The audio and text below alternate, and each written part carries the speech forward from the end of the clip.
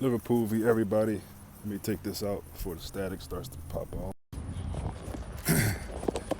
So I did a video post-match, and the memory of my phone or whatever, it cut it off, and I just didn't have the energy to do another one, to be honest. So, which may have been for the better. Get some time to think about it, come back fresh, clearer mind.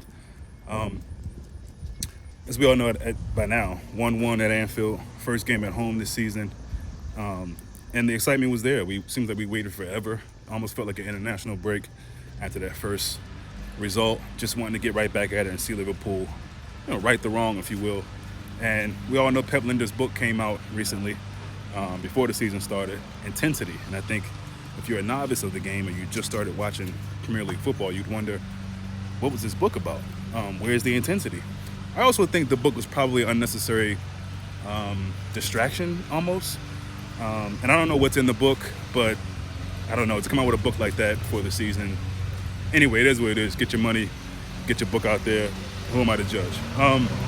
To the game, I thought first half, maybe first 20, 30 minutes, whatever it was before they scored, we were good. We made enough chances to put them away, to be up probably 3-0 before they scored, to be honest.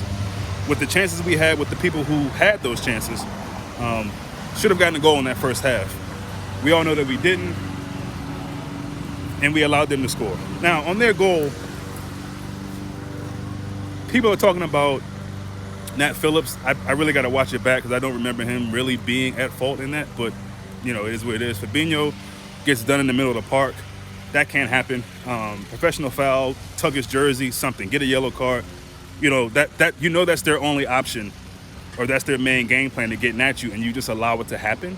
I don't, last but not least, this is the second game in a row where, in my opinion, Van Dijk has cost us majorly. I know we call him the Rolls Royce or the Lamborghini or the Dodge Ford Caravan, whatever it is we call him. In that situation, he was a fat jalopy. Stick your damn foot out, bruh. Come on, man.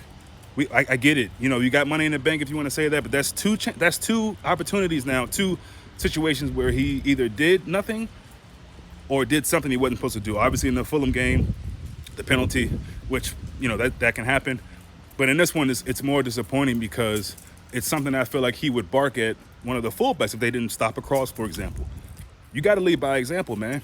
Put your foot out. What are you doing letting Wilfried Zaha, their gunman, just shoot like that? That doesn't make any sense to me. So we know what happened in the second half. Look, the thing with Nunez and Anderson for their team, that had been going on all game. If you pay attention, he was just gnawing at Nunez. And Nunez, he didn't have the maturity at the time, I think, or the level-headedness, I should say, to just let that go. Bumping a dude with your chest is one thing, but any sort of contact with the head, which I think Anderson made a meal of, but look, that's what it is. The whole idea was to take this kid out of his game, and he did that. So he'll learn from it. He'll bounce back. But shout out to Luis Diaz. I mean, what a fucking shot. What a goal. And we needed that. Down to 10 men, I thought we did pretty well. But Palace is probably kicking themselves because they probably could have won it at the end there with Zaha, who is probably an easier chance than the one he scores. And that just hits the post. And look, we again, it feels like we escaped again with a point. You know what I mean? And, disappointing first two games of the season. If someone was to say we wouldn't have a win in the first two games, I think they were crazy. So a lot of Liverpool fans doing a lot of chat about United. We've seen worse teams than this United team that have given us good games. When going into the game, we thought we were going to wipe the floor with this team. They end up either drawing or even getting a better result. So, yeah, it's tough. All the people talking about midfield players, leave it alone, guys. It's almost probably not going to happen, almost for sure. And even if it does, it's going to take time for that person to bed in. This is what we have. It's unfortunate, but it's really looking like a couple seasons ago when we lost so many players. I mean, guys are just dropping like flies, and so this is what we have.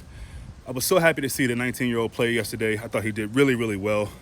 I don't know why his name is not on my mind right now. I can't think of his name. It's strange. But you all know who I'm talking about. I thought he did really, really well. I would have wanted to see Carvalho come in maybe a little earlier. And honestly, look, man, I just think 4-2-3-1 is the answer right now. I think it could have been the answer from the beginning of the season, but definitely now when we're kind of down tooling in the midfield. Just put a pivot in there, Klopp. Please put a pivot in there. Just do it. You know, with Nunez being out, probably go back to Firmino. Maybe have Luis Diaz run through the middle or Salah run through the middle, and then put a guy on the other wing.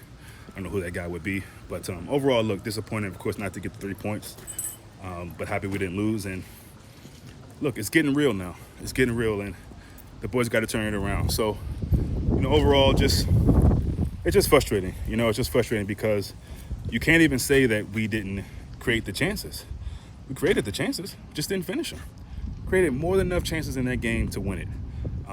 And so that's what's frustrating. I'm not too upset with the midfield. For me, I thought all of them did what they were supposed to do, more or less, with one or two maybe mistakes, but the midfield wasn't the issue for me. I just think it's unfortunate, obviously, when you see Milner in a game like this, or even Nat Phillips, all due respect to both of them, because if the coach starts you, you play.